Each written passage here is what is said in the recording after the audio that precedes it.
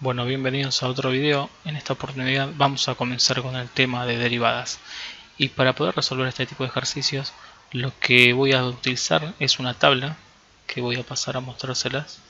Esta es la tabla que vamos a utilizar. Obviamente no copié todas, sino esta es una parte. Si hay un poco más, está numerada, fíjense. Y esta tabla que vamos a utilizar yo se la voy a dejar en la descripción del video, el link para que puedan descargárselo. Está en PDF. Y vamos a ver cómo se utiliza. Fíjense que hay dos sectores, que es el de la izquierda y el de la derecha. Y ahora cuando empecemos a resolver vamos a ver cómo es que vamos utilizando la tabla para poder llegar a la derivada de la función. Entonces, pasemos al primer ejercicio. El primer ejercicio nos dice que derivamos una función que es un polinomio. Lo que vamos a tener que ver en este caso es la regla de la derivación para la suma y para la resta. Entonces, si pasamos a la tabla, podemos ver que para la suma tenemos que cuando hay una suma de funciones, la derivada va a ser simplemente la suma de sus derivadas. Y cuando hay una resta, también va a ser la resta de sus derivadas. Entonces, aplicando esta regla, vamos a derivar nuestra primera función. Entonces, la derivada en este caso va a ser la derivada de x a la cuarta, que yo lo voy a indicar así, menos la derivada de 2x, que lo voy a dejar indicado así, más la derivada de una constante o de un número. Entonces, una vez que sabemos qué es lo que tenemos que derivar, volvemos a la tabla y vamos a ver que en el primer caso teníamos x a la cuarta. Entonces ahora nos vamos a mirar la parte izquierda. Entonces podemos ver que x a la cuarta entra en el primer caso, o sea que es del tipo x a la n. Y cuando tengo que derivar algo del tipo x a la n, nos dice que su derivada va a ser n por x a la n menos 1. Entonces significa que voy a bajar el exponente y que al exponente le voy a restar 1. Apliquemos eso a nuestro primer término y lo que nos quedaría sería bajo el exponente 4 multiplicado por x y al exponente le resto 1, o sea, me quedan 3. Menos, y ahora pasamos al segundo. Y para el segundo, que es 2x, veamos entonces en qué caso estamos. Entonces llegamos, en principio podemos decir que es x, pero si venimos al 9, vemos que hay un k por una función g. Ese k es una constante, aunque yo acá no lo aclaré, es un número, ¿sí? Entonces, cuando yo tengo un número multiplicado por una función, la derivada va a ser ese número por la derivada de esa función. Y si recordamos que lo que queríamos derivar era 2x, entonces va a ser 2 por la derivada de x. ¿Y cuánto vale la derivada de x? Acá lo tenemos en el tercer caso, que la derivada de x es 1. Por lo tanto, la derivada de 2x va a ser 2. Volvemos. Y esto, sabemos que entonces la derivada de 2x me da 2. Y ahora sí, le tengo que sumar la derivada de una constante. La derivada de una constante van a ver que es 0. Está en la tabla. No me acuerdo qué número, pero fíjense que figura como k igual constante y su derivada es 0. O sea que siempre que tengan que derivar un número, la derivada va a ser 0. Por lo tanto, podemos escribirlo acá y decir que la derivada en definitiva me da 4 por x al cubo menos 2. Y ese es el resultado de la derivada del primer ejercicio. Vamos a pasar al segundo. En este caso, fíjense que la operación principal que puedo ver es un producto o multiplicación, donde se está multiplicando esta función por esta. Y entonces ahí lo que tengo que hacer es volver a la tabla y mirar cuál es la regla para la multiplicación o producto. Tenemos acá que si tengo dos funciones multiplicándose, la regla me dice que va a ser el primero derivado por el segundo sin derivar más el primero sin derivar por el segundo derivado. Entonces, aplicando eso, vamos a resolver el ejercicio 2, donde vamos a dejar expresado lo que vamos a derivar. Entonces, el primer término iba derivado. Entonces lo dejamos así. Por el segundo que va sin derivar. Lo dejamos tal cual. Más el primer término que fue derivado ya no se deriva. O sea, lo dejamos expresado así. Y el segundo término ahora sí se deriva. Yo lo dejo expresado así. Una vez que hago esto, recién ahí paso a derivar la función que tengo.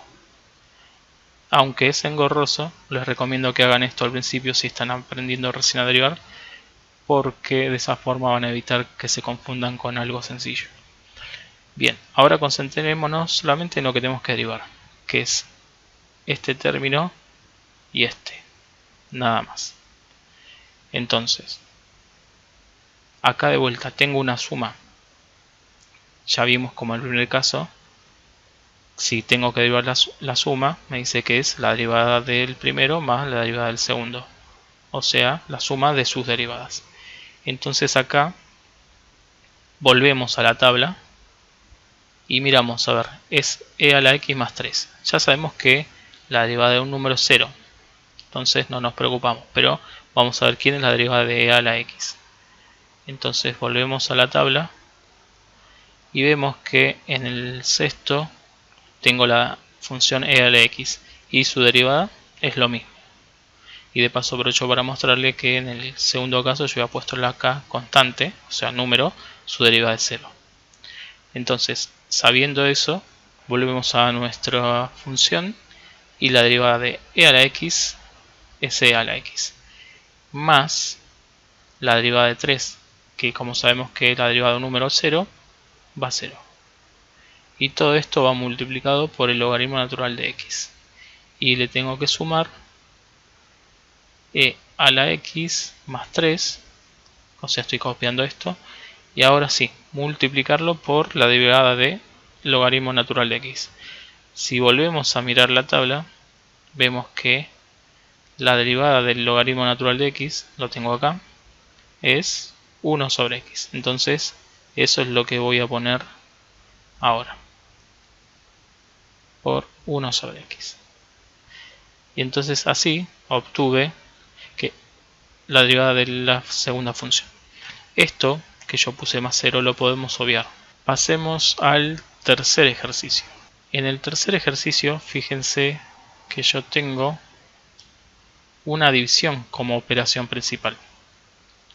Entonces ahí lo que voy a tener que hacer es volver a la tabla y mirar. Y en este caso sí, fíjense que la división, la regla para la división es la que por ahí confunde más.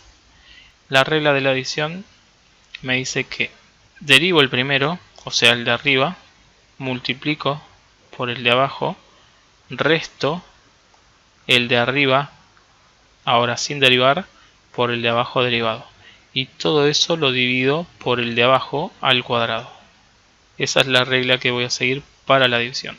Y entonces lo que vamos a tener acá, el derivado del de arriba, o sea, seno de x, yo lo tengo que derivar, lo multiplico por el de abajo sin derivar, por coseno de x, resto seno de x sin derivar porque ya lo derivé al principio, por el de abajo derivado, o sea, coseno de x, ahora sí va derivado.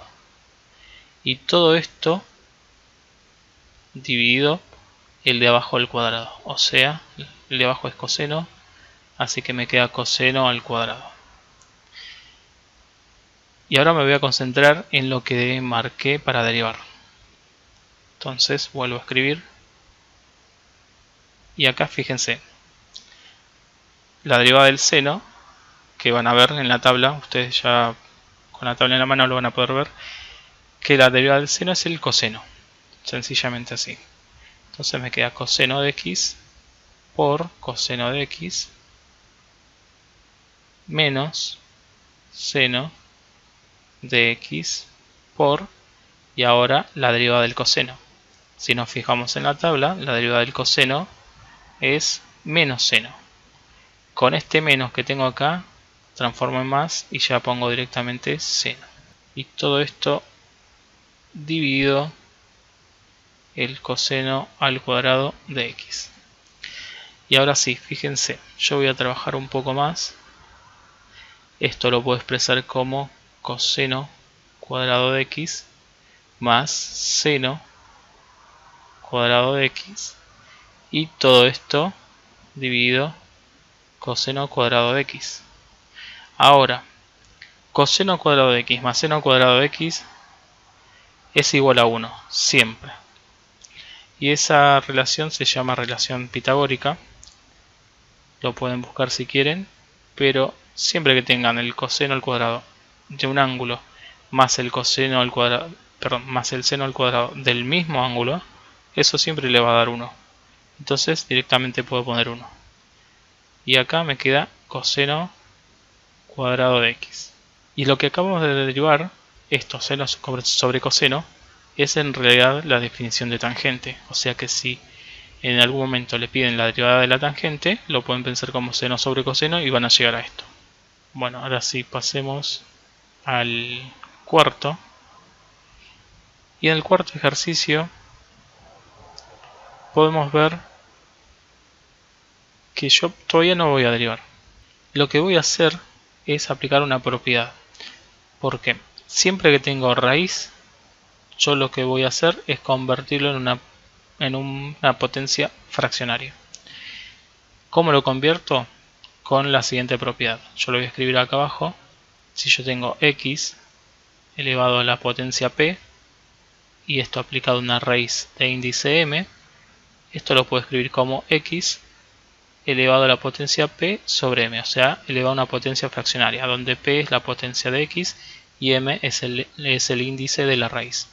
Entonces, aplicando esta propiedad a mi caso particular, quiere decir que yo puedo escribir a x como elevado a la 2/3.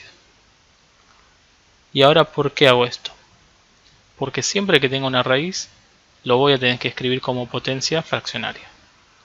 Y una vez que aplico esta propiedad, puedo ir a la tabla, voy a caer en el caso 1, por lo tanto, ahora su derivada va a ser del tipo x a la n.